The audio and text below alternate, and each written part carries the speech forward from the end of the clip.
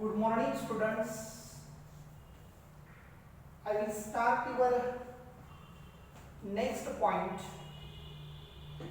of our chapter, that is logical connectives, simple and compound statement. बहुत ही simple है बच्चों. कल आपको बताया था what is mean by logic और what is mean by simple statement. पहले तो हमने क्या देखा students, what is mean by statement. Statement बोले तो जिसकी ट्रुथ वैल्यू हम डेफिनेटली कुछ बोल सकते हैं, that sentence is called as the statement. उसमें मैंने कौन से सेंटेंस स्टेटमेंट है और कौन से ओपन स्टेटमेंट है, ये सब कुछ आपको बताया था. अब बच्चों अगर दो सेंटेंस हमने कनेक्ट किए, the two sentences are joined by connectives, then that statement is called as the compound statement. और जो स्टेटमेंट कनेक्टिव्स नहीं होता है, that statement is called as the simple statement. तो यहाँ पे मैंने लिखा है बच्चों कनेक्टिव्स कौन से हैं, and और if that dash then and if and only if. These are the connectives. मतलब कनेक्टिव्स का यूज क्या होता है स्टूडेंट्स, अगर दो सिंपल स्टेटमेंट अगर हमको ज्वाइंट करने हैं by using connectives, then that statement is called as the compound statement. और एक स्टेटमेंट है उसमें कनेक्टिव्स नहीं है, then that statement is called as the simple statement. दो टाइप के स्टेटमेंट है. तो सिंपल स्टेटमेंट की डेफिनेशन क्या है, statement which can not spill further into two more statement. मतलब जो स्टेटमेंट दो अलग अलग स्टेटमेंट में नहीं लिख सकते हैं, that statement is called as the simple statement.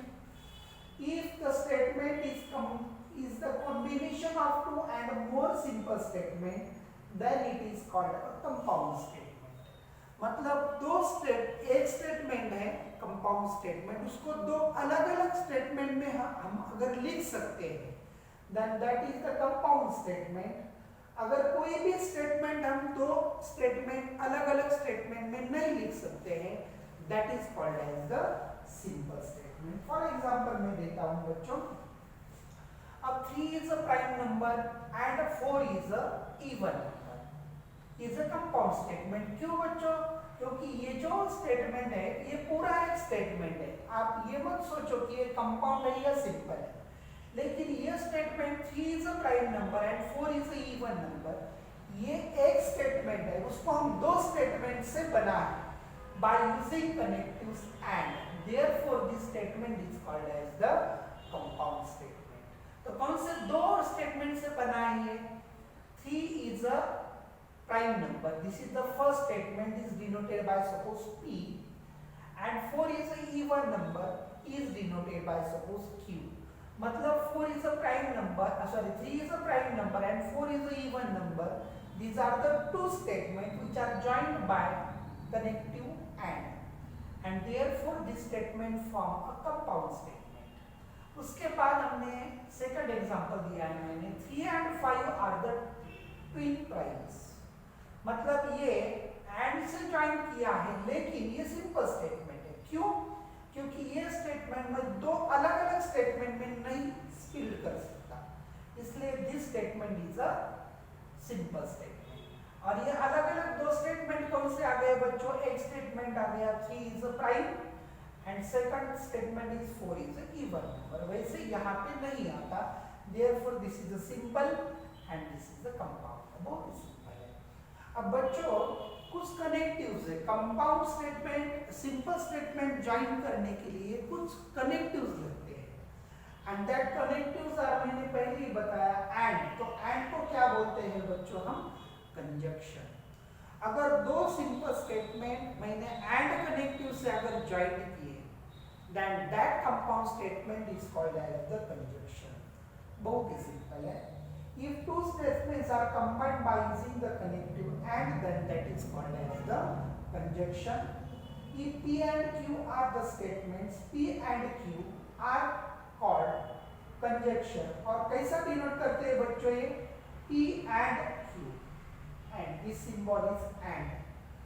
and it is read as P conjunction Q. मतलब दो स्टेटमेंट अगर एंड कनेक्टिव से अगर ज्वाइन किए तो that conjunction, that statement is called as the conjunction statement and is denoted by P conjunction Q and read as P conjunction Q. Conjunction मतलब and connective यहाँ पे हम यूज करते हैं और and connective is denoted by this symbol. ये symbol से हम and connective डिनोट करते हैं. तो इसका ट्रूथ टेबल कैसा आएगा? ट्रूथ टेबल बोले तो ये तो कंपाउंड स्टेटमेंट, ये तो क्लियर है क्योंकि एंड ये कनेक्टिव से हमने उसको ज्वाइन किया है. मतलब ये कंपाउंड है, मतलब compound statement form by two other simple statements. तो P एक सिंपल स्टेटमेंट है, Q अदर सिंपल स्टेटमेंट है और P एंड Q ये कंजंक्शन स्टेटमेंट है. अगर P स्टेटमेंट, अगर सिंपल स्टेटमेंट P अगर ट्रू है और Q भी ट्रू है, मतलब दो सिंपल स्टेटमेंट अगर ट्रू है तो उसका कंजंक्शन भी कैसा आता है बच्चों? ट्रू आता है. कंजंक्शन मतलब P statement and Q statement are joined by the connective and.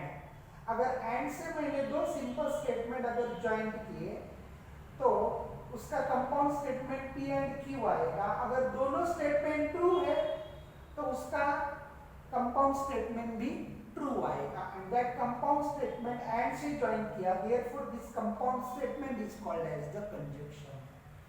अगर समझो पहला P स्टेटमेंट अगर ट्रू है और Q स्टेटमेंट अगर फॉल्स है तो एंड कनेक्टिव से ज्वाइन करने वाला स्टेटमेंट फॉल्स आएगा. उसके बाद अगर P स्टेटमेंट फॉल्स है, Q स्टेटमेंट ट्रू है तो एंड कनेक्टिव से ज्वाइन करने वाला कंपाउंड स्टेटमेंट फॉल्स आएगा.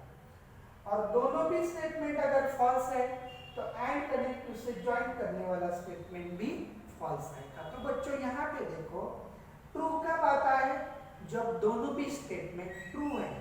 If you join the two simple statement bye connectives and, जो एंड से ज्वाइन करने के बाद ये ट्रू तभी आता है जब दोनों भी स्टेटमेंट कैसे होनी चाहिए? ट्रू होनी चाहिए. तभी उसका कंजंक्शन स्टेटमेंट कैसा आएगा? ट्रू आएगा, अदरवाइज फॉल्स. बहुत ही सिंपल है. उसके बाद हम डिजंक्शन देखेंगे. तो डिजंक्शन बोले तो अगर मैंने दो सिंपल स्टेटमेंट और कनेक्टिव से ज्वाइन करने के बाद जो कंपाउंड स्टेटमेंट मिलता है तो उसको हम डिजंक्शन बोलते हैं. एंड और इज डिनोटेड बाय P और Q. इस V P और Q इस सिंबल से हम डिनोट करते हैं और इसको रीड कैसे करेंगे हम? P disjunction Q. बहुत ही सिंपल है, उसी तरह का है. दो simple statement joined bye connective और एंड और is denoted by this symbol P और Q. तो हम उसका ट्रूथ टेबल देखेंगे बच्चों. सेम उसी तरह से दो सिंपल स्टेटमेंट P और Q है और यहाँ पे ये डिजंक्शन स्टेटमेंट है क्योंकि और कनेक्टिव से मैंने ये दो सिंपल स्टेटमेंट ज्वाइन किए हैं. अगर दोनों भी ट्रू है, P स्टेटमेंट ट्रू है, Q ट्रू है, तो उसका कंपाउंड स्टेटमेंट भी ट्रू आएगा. अगर दोनों पहले ट्रू है दूसरे वाला फॉल्स है तो भी ये कैसा आएगा? और कनेक्टिव से ज्वाइन करने के बाद कंपाउंड स्टेटमेंट ट्रू आएगा. अगर P स्टेटमेंट फॉल्स है, Q स्टेटमेंट ट्रू है तो और कनेक्टिव से ज्वाइन करने वाला स्टेटमेंट भी ट्रू आएगा. ये फॉल्स कब आता है? जब दोनों भी फॉल्स रहेंगे. तो ये कंपाउंड स्टेटमेंट कैसा आता है? फॉल्स. इसका मतलब दोनों में से अगर एक भी ट्रू है तो कंपाउंड स्टेटमेंट ट्रू आता है डिजंक्शन में. अगर दोनों भी फॉल्स है तभी ये क्या होता है बच्चों? फॉल्स आता है. तो दोनों का डिफरेंस समझ में लो क्योंकि पूरे ट्रूथ टेबल पढ़ने के बाद उसका कंफ्यूजन बढ़ जाता है. एंड कब फॉल्स आता है? कब ट्रू आता है? अगर दोनों ट्रू रहेंगे. अगर कोई भी एक फॉल्स है तो सब फॉल्स आएगा. उसमें वैसा नहीं है, अगर दोनों फॉल्स है तब ये फॉल्स आएगा, अदरवाइज कैसा है? ट्रू है.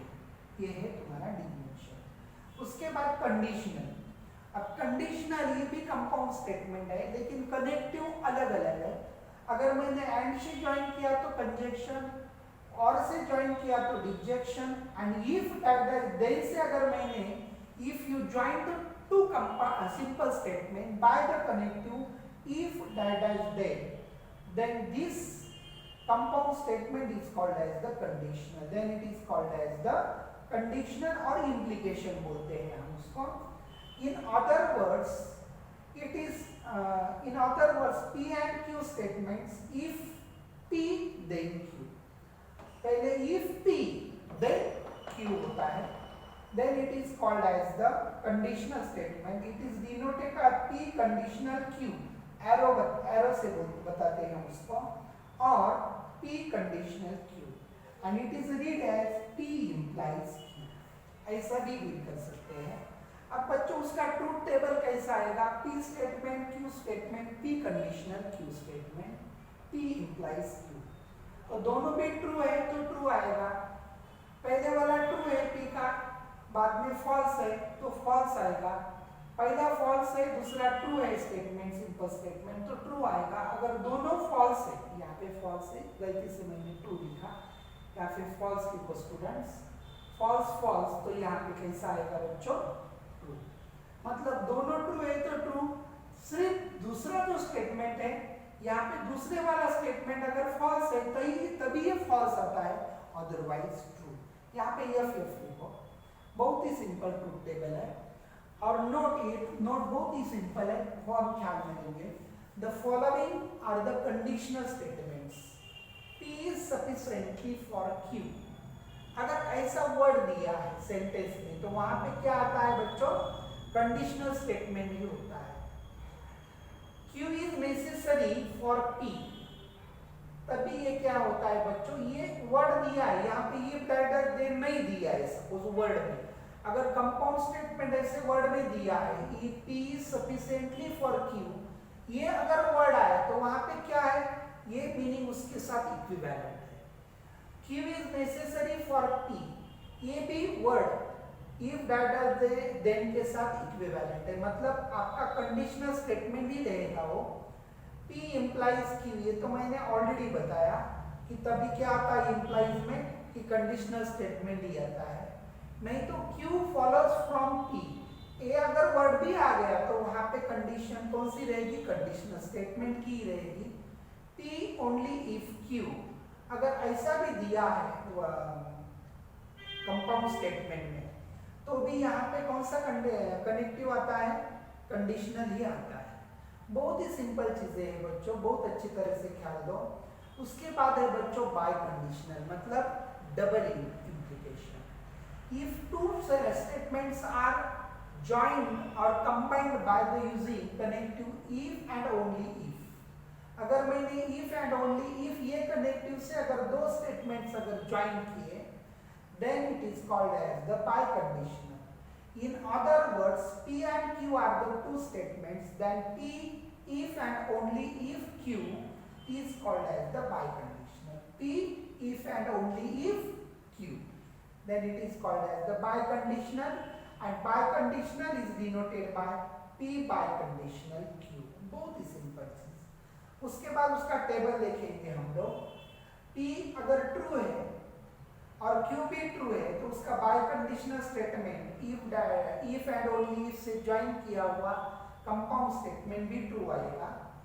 अगर P स्टेटमेंट ट्रू है, Q स्टेटमेंट फॉल्स है. अगर ये दो सिंपल स्टेटमेंट अगर मैंने if and only if से अगर ज्वाइन किए कनेक्टिव से तो उसका कंपाउंड स्टेटमेंट फॉल्स आएगा.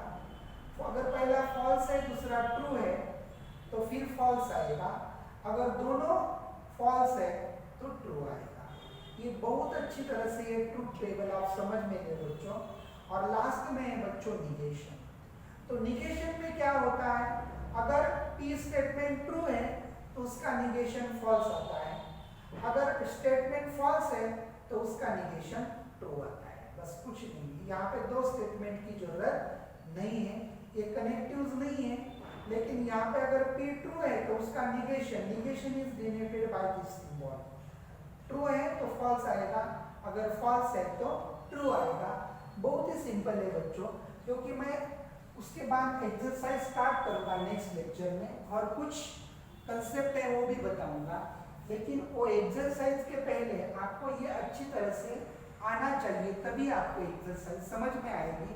अदरवाइज कुछ भी नहीं समझ में आएगा बच्चों. ओके. टेक केयर, घर पे ही रहो, सुरक्षित रहो। Thank you.